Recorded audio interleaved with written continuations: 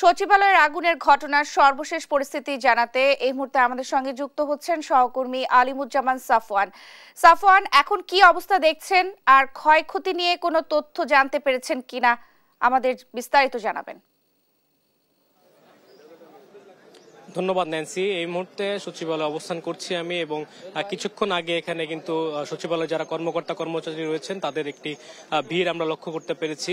তো কিছুক্ষণ আগে কিন্তু তারা আবার সচিবালয়ের ভিতরে ভবনের সচিবালয়ের 5 নম্বর গেট দিয়ে তারা ভেতরে প্রবেশ করেছেন। এছাড়া দুজন উপদেষ্টা, বাণিজ্য উপদেষ্টা এবং উপদেষ্টা নাহিদ ইসলাম, তারা দুজন এই সচিবালয়ের ভিতরে কিছুক্ষণ আগে প্রবেশ করেছে। তো সচিবালয়ের অগ্নিকাণ্ডের যে ঘটনা সেটি সম্পূর্ণভাবে নির্বাপন হয়েছে সকাল 8টা 5 মিনিটে, এমনটি আমাদেরকে জানিয়েছেন স্বরাষ্ট্র উপদেষ্টা। তিনি সংবাদ মাধ্যমে ব্রিফ করেছেন কিছুক্ষণ আগে। এবং সচিবালয়, আপনি ক্ষয়ক্ষতির কথা বললেন, তো ক্ষয়ক্ষতির কোনো কথা যে ঘটনা আমরা এখন পর্যন্ত জানতে পারিনি, যেহেতু ফায়ার সার্ভিস থেকে আনুষ্ঠানিকভাবে আমাদেরকে কোনো ব্রিফ করে এটি জানানো হয়নি এবং কোনো উপদেষ্টাও আমাদেরকে, হয়তো উপদেষ্টা তারা অফিসে প্রবেশ করেছেন এবং তাদের অফিস চলাকালীন সময় যখন তারা সংবাদ মাধ্যমে কথা বলবে তখন হয়তো তারা ভিতরে যেহেতু প্রবেশ করেছেন তারা জানতে পারলে সংবাদ মাধ্যমে জানাবেন। তবে উপদেষ্টা আসিফ মাহমুদ সজীব ভুইয়া তিনি তার ফেসবুকে একটি স্ট্যাটাস দিয়েছেন এবং সেখানে তিনি বলছেন যে পল্লী উন্নয়ন এবং সমবায় মন্ত্রণালয়ের বেশ কিছু নথিপত্র বিগত সরকারের আমলের যে দুর্নীতি তথ্যচিত্র প্রমাণ সেগুলো তারা সংগ্রহ করেছিলেন এবং সেগুলোকে নস্যাৎ করে দিতে একটি চক্র এই অগ্নিকাণ্ডের ঘটনা ঘটাতে পারে বলে ধারণা করছেন আসিফ মাহমুদ সজীব ভুইয়া, এমনটি তার ফেসবুক স্ট্যাটাসে আমরা জানতে পেরেছি।